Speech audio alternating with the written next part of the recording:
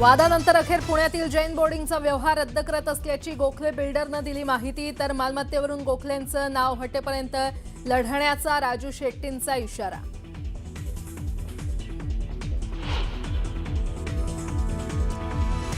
शिवसेना उबाठाचा आज निर्धार मेळावा। संध्याकाळी 5 वाजता वरळी डोममध्ये होणाऱ्या मेळाव्यात उद्धव ठाकरे काय बोलणार याकडे लक्ष।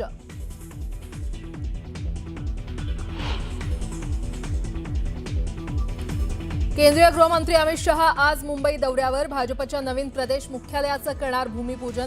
शहांच्या दौऱ्यामुळे राजकीय घडामोडींना वेग।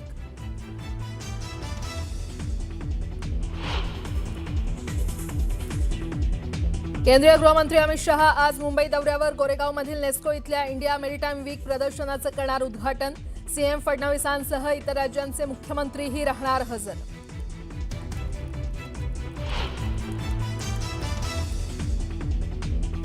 मनसेच्या केंद्रीय समितीची आज शिवतीर्थावर महत्त्वाची बैठक। राज ठाकरेंच्या उपस्थितीत मतदार याद्यांसह 1 नोव्हेंबरच्या मोर्चाबाबत होणार चर्चा।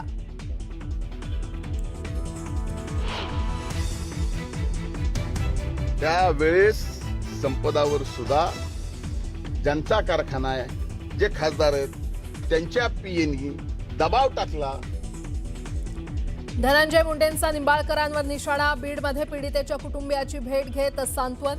न्याय मिळेपर्यंत शासनाला स्वस्थ बसू देणार नसल्याचा इशारा।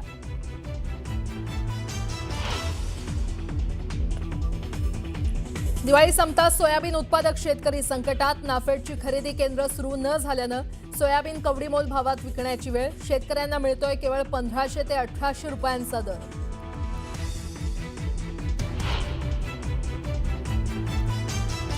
जळगाव जिल्ह्यात जोरदार पावसामुळे धरणं भरली। गिरणा आणि मन्याड धरणातून हजारो क्युसेक पाण्याचा विसर्ग।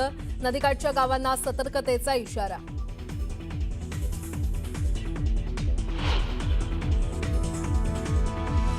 देशभरात एसआयआर लागू करण्याबाबत निवडणूक आयोग देणार महत्त्वाची माहिती। उत्तर प्रदेश आणि मध्य प्रदेशसह 10 ते 15 राज्यांमध्ये होऊ शकते एसआयआरची घोषणा।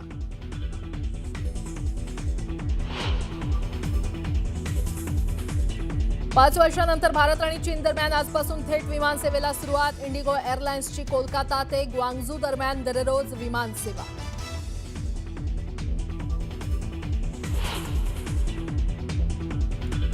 आणि भारताशी संबंध खराब करत पाकिस्तानसोबत मैत्री करणार नाही। अमेरिकेचे परराष्ट्र मंत्री मार्को रुबियोंचं मोठं वक्तव्य।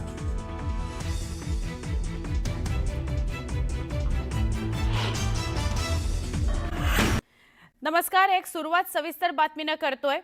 पुण्यातली बातमी, जैन बोर्डिंग व्यवहार अखेर रद्द झालेला आहे। या प्रकरणावरून निर्माण झालेल्या वादानंतर अखेर गोखले बिल्डर यांनी हा व्यवहारच रद्द केलाय।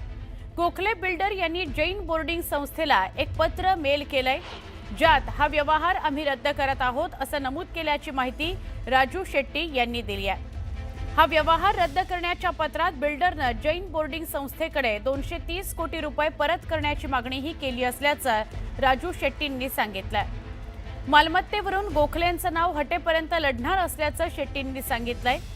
बिल्डरने हा व्यवहार रद्द केला आहे, मात्र आम्ही समाधानी नसून ट्रस्टीने समोर यायला पाहिजे आणि हा पूर्ण व्यवहार रद्द केला पाहिजे।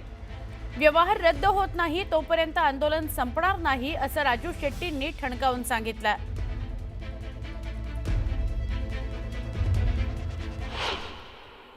जरी गोखले डेव्हलपर्सनी हा व्यवहार रद्द करण्याचा मेल केलेला असला तरी जोपर्यंत हा विक्री व्यवहार रद्द होत नाही, कारण आता सध्या या संपूर्ण मालमत्तेवर गोखले बिल्डर्सचं नाव चढलेलं आहे। ते नाव कमी होऊन पुन्हा एचएनडी बोर्डिंगचं नाव लागत नाही आणि हे बोर्डिंग पूर्ववत पुन्हा सुरू होत नाही, विद्यार्थ्यांची ऍडमिशन्स होत नाहीत, तोपर्यंत आमचा लढा संपणार नाही। मी मुरलीधर मोहोळ यांना विनंती केली की केवळ पत्र दिलं म्हणून आमचा लढा संपणार नाही, तर हा व्यवहार पूर्णपणे रद्दबातल झाला पाहिजे। सरकारनं पुढाकार घ्यावा। धर्मादाय आयुक्तांनी 28 तारखेला सुनावणी घेतलेली आहे। त्या सुनावणीसमोर हे पत्र आम्ही हजर करूच, परंतु ते काही असलं तरी हा व्यवहार पूर्णपणे रद्द होणार नाही तोपर्यंत आमचा लढा संपणार नाही. महायुतीमध्ये दंगा नको असं म्हणत उपमुख्यमंत्री शिंदेंनी रवींद्र धंगेकर यांना सबुरीचा सल्ला दिलाय. हा विषय 2 दिवसात संपेल असंही शिंदे म्हणाले. आळंदीत उपमुख्यमंत्री शिंदेंसोबत धंगेकरही उपस्थित होते. यावेळी दोघांमध्ये महत्त्वाची चर्चा झाली. शिंदेंनी धंगेकरांना सबुरीचा सल्ला दिलाय. धंगेकर मिळालेल्या माहितीच्या आधारावर बोलले, मात्र यापुढे विरोधकांच्या हातात आयतं कोलीत द्यायचं नाही असा सल्ला शिंदेंनी दिला. मात्र जर चुकीचं काम होत असेल तर मी बोलणारच. ज्यावेळी जैन मंदिर टोळीच्या गराड्यातून सुटेल त्यावेळी दोस्ती वाढेलच असं म्हणत धंगेकरांनी आपली भूमिका स्पष्ट केली. मी त्यांना सांगितलंय महायुतीमध्ये आपल्याला दंगा करायचा नाही. पण ते जे करतायत त्याला पाठिंबा आहे का नाही, बाळासाहेब नाही, तुम्हाला? अरे बाबा, आता तुम्ही सांगितलं ना मी त्यांना की आता तो विषय आता संपला आहे आणि शेवटी बघा काय आहे, त्यांना ज्या काही गोष्टीची माहिती मिळाली त्याच्यावर ते बोलले. आता त्यांना सांगितलेलं आहे मी, शेवटी महायुती आपली आहे. महायुतीच्या माध्यमातून आपल्याला विरोधक जे आहेत, विरोधकांच्या हातात कुठल्याही कोलीत द्यायचं नाही. काम करणारा कार्यकर्ता आहे आणि अन्यायाविरुद्ध लढणारा कार्यकर्ता आहे. महायुती म्हणून त्यांनी अगोदर हे केलंय की भारतीय जनता पार्टीच्या विरुद्ध बिलकुल माझी भूमिका नाही. आणि आता जे काही प्रकरण सुरू होतं त्यावर देखील आता पडदा पडेल आणि हा विषय संपेल. ते तुमचा पाठिंबा आशीर्वाद आहे भाई त्याला? आशीर्वाद आता त्याच्यावर पडदा पडेल आणि हा विषय संपेल. आता काय तुम्ही म्हणजे माझ्या तोंडातून काय ते काढायचं भाई मी काही गप बसत नाही. वाईट प्रवृत्तीवर बोलणारे उद्या मी चुकलो तरी मी मला क्षमा करणार नाही. आणि ज्या दिवशी मी चुकन त्या दिवशी मी माघार घेतो. मला माहिती की आपलं चुकतंय आणि या गोष्टीमध्ये आमच्यावर काही चुकीच्या गोष्टी करतात का आमचं म्हणजे प्लॅन करून आम्हाला बदनाम करतात तरी आम्ही तयारी. आम्ही आता ठरवलं.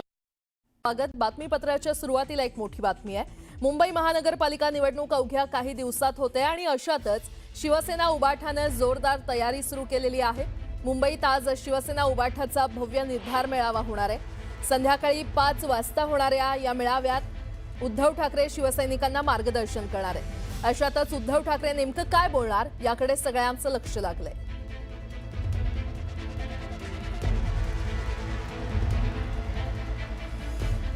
मनसेच्या केंद्रीय समितीची आज शिवतीर्थ इथे बैठक संपन्न होणार आहे. मनसे अध्यक्ष राज ठाकरेंच्या उपस्थितीमध्ये शिवतीर्थ इथे ही बैठक पार पडणार आहे. मतदार यादींसह इतर बाबींवर या बैठकीत चर्चा होणार आहे. तर संध्याकाळी दादर इथल्या सूर्यवंशी हॉल इथे मनसेच्या नेत्यांची आणि स्थानिक पदाधिकाऱ्यांची बैठक होणार आहे.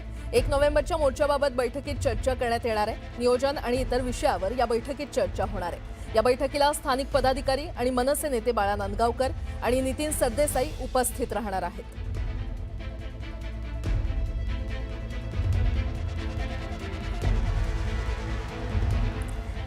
केंद्रीय गृहमंत्री अमित शहा आज मुंबई दौऱ्यावर येणार आहेत. भाजपच्या नवीन महाराष्ट्र प्रदेश मुख्यालयाचं अमित शहांच्या हस्ते भूमिपूजन करण्यात येणार आहे. यावेळी मुख्यमंत्री देवेंद्र फडणवीस, प्रदेशाध्यक्ष रवींद्र चव्हाण यांच्यासह इतर नेते उपस्थित राहणार आहेत. शहांच्या दौऱ्यामुळे राजकीय घडामोडींना वेग आलाय.